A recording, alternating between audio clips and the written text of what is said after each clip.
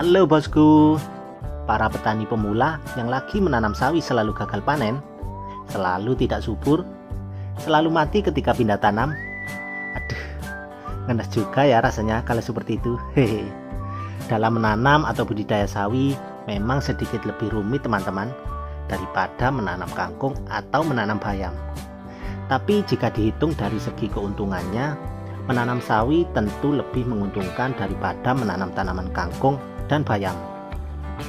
Kadangkala ketika menanam sawi, saking semangatnya kita dalam budidaya tanaman ini, kita terlalu berlebihan dalam melakukan cara tanam dan perawatan tanaman ini.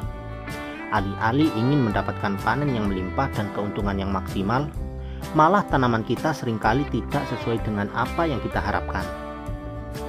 Kali ini kita akan membahas 10 kesalahan pemula dalam menanam atau budidaya tanaman sawi. Monggo dicermati kira-kira di mana letak kesalahan kita dalam budidaya tanaman ini.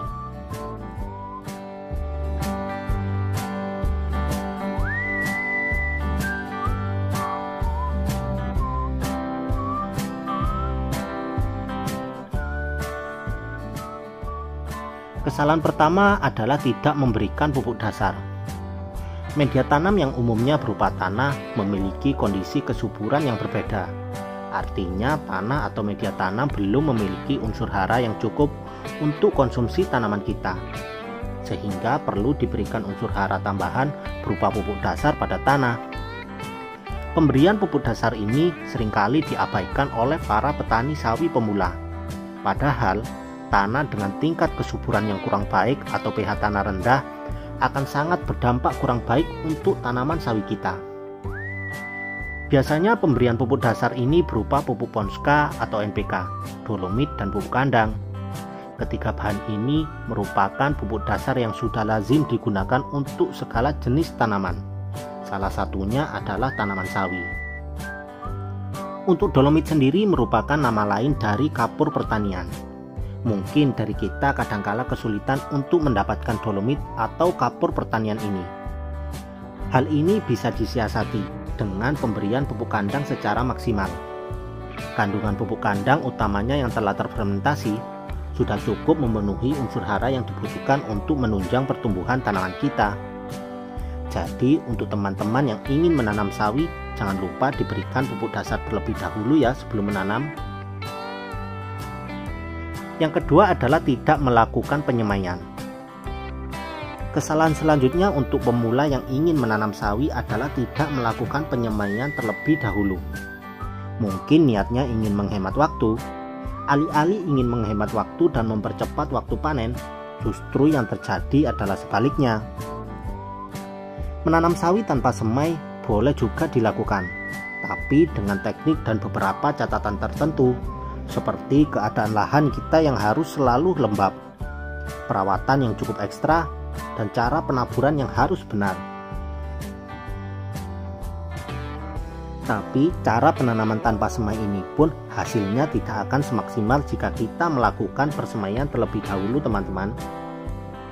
Tujuan dari penyemaian terlebih dahulu adalah untuk mendapatkan bibit tanaman yang bagus untuk dipindah. Dengan penyemaian, maka kita bisa melakukan perlakuan atau perawatan yang maksimal pada bibit tanaman ini. Dengan perlakuan yang baik pada persemaian ini, maka kita akan mendapatkan bibit tanaman sawi yang akan dipindahkan dengan kualitas yang bagus.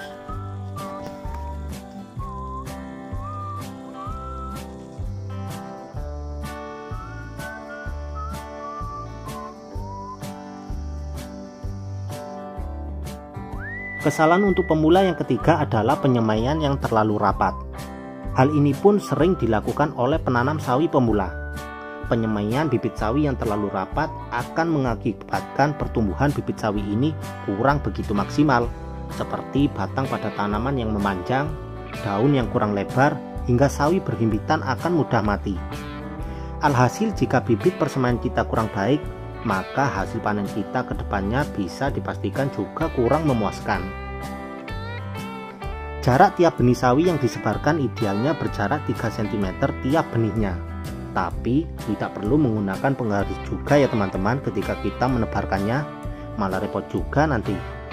kita bisa mengira-ngira saja ketika menaburkan bibit tanaman tersebut waktu melakukan proses persemaian. Setelah disebarkan, jangan lupa ditutup untuk mempercepat pertumbuhannya, dan 3 hari kemudian bisa kita buka kembali.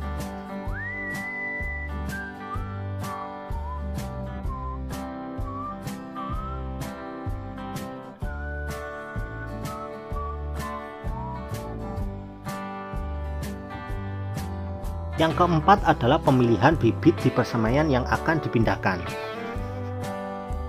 Pemilihan bibit persemaian ini sangat penting karena akan menentukan kualitas sawi yang akan kita panen. Para penanam sawi pemula biasanya akan memindahkan semua bibit sawi pada persemaian untuk mengharapkan hasil yang banyak.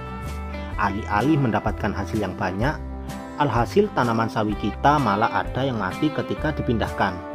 Ada yang berbunga ketika masih kecil, sampai-sampai ada yang bertahan kecil terus-menerus dan tidak bisa bertumbuh besar. Atau bahasa lainnya, cebol. Mana juga ya teman-teman jika kondisinya seperti itu.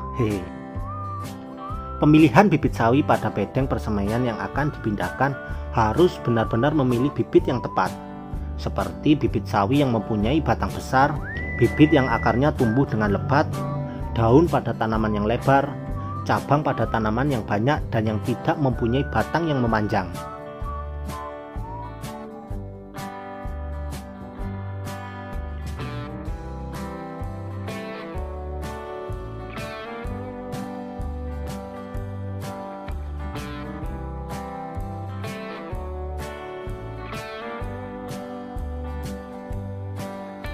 Yang kelima adalah umur yang terlalu kecil untuk dipindahkan.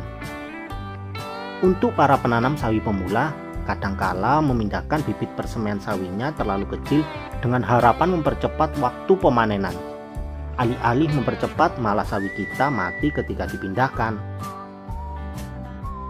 Hal ini dikarenakan kondisi bibit sawi yang masih terlalu muda, kurang begitu mampu untuk beradaptasi di media tanam yang baru, sehingga tanaman mudah stres, layu kemudian mati.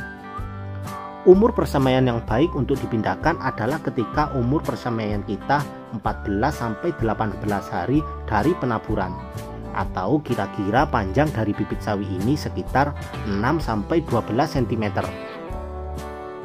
Dengan ketersediaan air yang cukup untuk persemaian, maka persemaian sawi kita bisa tumbuh dan berkembang dengan cepat.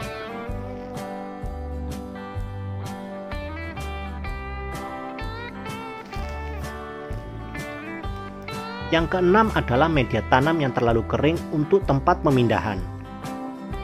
Masih mengenai pemindahan tanam, memang dalam menanam sawi ini yang terlalu rumit adalah proses pemindahan teman-teman. Para penanam sawi pemula biasanya setelah mengemburkan lahannya akan langsung diisi dengan bibit persemaian. Hal ini cukup riskan ketika musim kemarau, karena kondisi dari tanah tersebut biasanya cukup kering, sehingga tanaman yang dipindahkan akan sangat mudah sekali mati. Ada baiknya sebelum pemindahan bibit sawi tersebut, bedengan kita siram terlebih dahulu hingga benar-benar basah. Kemudian setelah selesai kita tanami bibit sawi tersebut, kemudian kita siram kembali. Jadi penyiramannya sebelum dan sesudah ditanami. Media yang basah akan sangat memudahkan bibit sawi untuk secepat mungkin beradaptasi di media yang baru, sehingga bibit yang kita pindahkan akan bisa hidup dan tumbuh dengan baik. Yang ketujuh adalah jarak tanam yang terlalu rapat. Keinginan menanam sawi dengan panen yang melimpah, kadangkala kita menanam sawi dengan jarak yang terlalu rapat, dengan harapan kita dapat memperoleh hasil yang banyak di lahan yang terbatas. Hal ini justru akan membuat tanaman sawi kita tidak tumbuh dengan maksimal. Biasanya batangnya kecil dan akan cepat berbunga. Hal ini dikarenakan tanaman akan berebut asupan unsur hara yang akan dikonsumsi oleh tanaman, sehingga tanaman hanya mendapatkan sedikit nutrisi untuk dikonsumsi. Jarak penanaman yang tepat adalah 1 jengkal tangan tiap tanamnya. Dengan jarak yang tepat, tumbuhnya sawi kita pasti bisa maksimal. Selain itu, jarak yang terlalu rapat juga mengurangi ruang tumbuh kembangnya tanaman.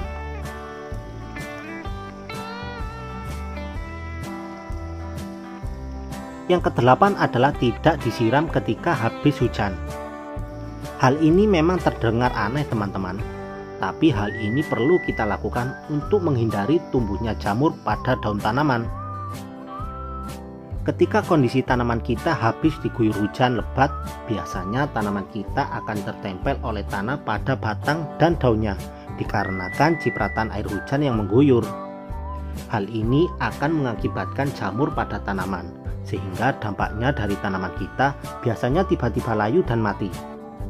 Oleh karena itu, penyiraman dilakukan untuk membersihkan tanah yang menempel pada tanaman. Caranya disiram secara langsung, bisa menggunakan gembor maupun selang air biasa.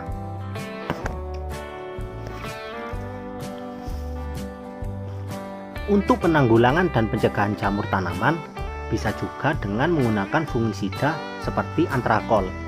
Caranya yaitu disemprot secara langsung pada tanaman setelah tanaman kita terguyur oleh air hujan. Perawatan sawi di musim hujan memang sedikit lebih rumit.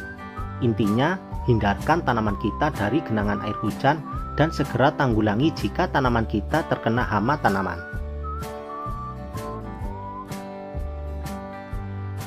Kesalahan selanjutnya untuk para penanam sawi pemula adalah terlalu banyak pemupukan. Kadangkala karena saking inginnya tanaman sawi kita tumbuh subur dengan batang yang besar dan daun yang lebar, kita terlalu bersemangat untuk memberikan pupuk secara berlebihan. Sampai-sampai kita berikan pupuk 3-5 kali dalam satu proses tanam sawi. Alih-alih tumbuh subur dan berbatang besar, tanaman kita malah mati. Salah satu contoh pupuk pada tanaman sawi adalah pupuk urea atau ZA. Pupuk ini mengandung nitrogen yang cukup tinggi. Sifatnya cukup panas pada tanaman jika diberikan secara berlebihan, apalagi jika mengenai daun secara langsung. Akibatnya, daun yang terkena pupuk ini biasanya akan mengering seperti terbakar. Pemberian pupuk untuk tanaman sawi harus diberikan dengan takaran yang seimbang, dengan cara yang benar, dan waktu yang tepat. Alhasil, jika pemberian pupuk ini tepat, maka sawi kita pasti tumbuh dengan maksimal. Untuk pemberian pupuk kandang sendiri, barulah bisa diberikan secara berlebih. 3-4 kali dalam satu proses tanam pun, jika yang diberikan adalah pupuk organik, maka hasilnya malah lebih bagus. Dengan catatan, pupuk organik atau pupuk kandang tersebut sudah dalam keadaan yang terfermentasi. Yang terakhir atau yang nomor 10 adalah mengulang tanaman yang sama di tempat yang sama. Jika kita melakukan penanaman jenis sayuran yang sama di tempat penanaman yang sama, biasanya hasilnya akan berbeda dengan penanaman yang pertama. Pertumbuhan tanaman untuk penanaman yang kedua ini tidak bisa maksimal, sehingga kita harus merotasi jenis tanaman yang akan kita tanam. Manfaat dan keuntungan rotasi tanaman paling besar adalah mampu mengurangi hama dan penyakit secara drastis. Berkembangnya hama dan penyakit dikarenakan adanya pola pertanian yang bersifat monokultur atau menanam satu jenis tanaman yang sama di lahan yang sama.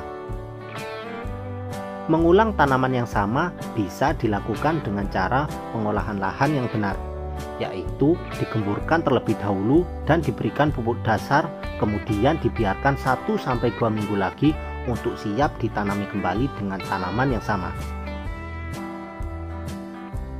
Jadi, untuk teman-teman sekalian yang lahannya ditanami sawi, setelah panen tidak bisa keesokan harinya langsung ditanami sawi kembali ya sebelum diolah, pasti hasilnya tidak akan bisa maksimal. Jadi itulah 10 kesalahan pemula dalam penanaman atau budidaya sayuran sawi. Untuk mendapatkan hasil panen maksimal dalam budidaya sayuran ini, kita perlu mempelajari di mana saja letak kesalahan kita dalam proses budidaya tanaman ini. Dengan begitu, kita bisa selalu memperbaiki cara, metode, dan perawatan yang benar untuk menghasilkan panen yang maksimal. Selalu belajar dari kesalahan merupakan cara belajar yang terbaik. Selalu memperbaiki kesalahan merupakan langkah menuju keberhasilan. Semoga hal ini bermanfaat dan bisa dijadikan pembelajaran untuk kita semua. Terima kasih dan salam petani Indonesia.